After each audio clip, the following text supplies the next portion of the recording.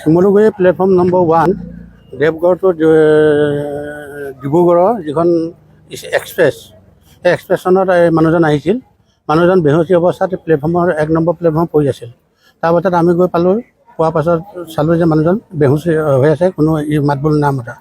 তাৰপাছত আমাৰ ৰেলৰ ডক্টৰক কল কৰা হ'ল। ৰেলৰ ডক্টৰ আহি পিনি তেওঁক চাই বৈ ইয়ালৈ ৰেফাৰ কৰি দিলে। আমি ইয়াত এম্বুলেঞ্চত থৈ লৈ আনিলোঁ। ইয়াত আমি যেনে তেনে কৰিলোঁ। তাৰপাছত ইয়াত এটা তেওঁ টোপনি যোৱা ইনজেকশ্যন দিলে। ইনজেকশ্যন দিয়াৰ পাছত তেওঁলোকে ক'লে যে জয়সাগৰলৈ ৰেফাৰ কৰিছে। আমি জয়সাগৰলৈ নিবৰ সময়তে তেওঁ হৈ গ'ল, মেণ্টেলটো কি হৈ গ'ল নাজানো। তাৰপাছতে উৎপাত কৰিবলৈ ধৰিলে। আমাৰ গাড়ীখন ভাঙিলে, স্কুটি এখনো ভাঙিলে, মানুহকো অলপ কৰিলে, জাকে তাকে মাৰিছে আৰু মোকো মাৰিবলৈ খেদি ফুৰিছিলে। কিন্তু মই অলপ আঁতৰি থকাৰ কাৰণে বাচিলোঁ। মানুহজনৰ নাম কি গম পোৱা গ'ল নেকি? মানুহজনৰ নামটো কি পাছোৱা নাছিলে। তেওঁ ক'ৰ পৰা আহিছিলে টিকেট নাই, আমি টিকেট পোৱা নাই।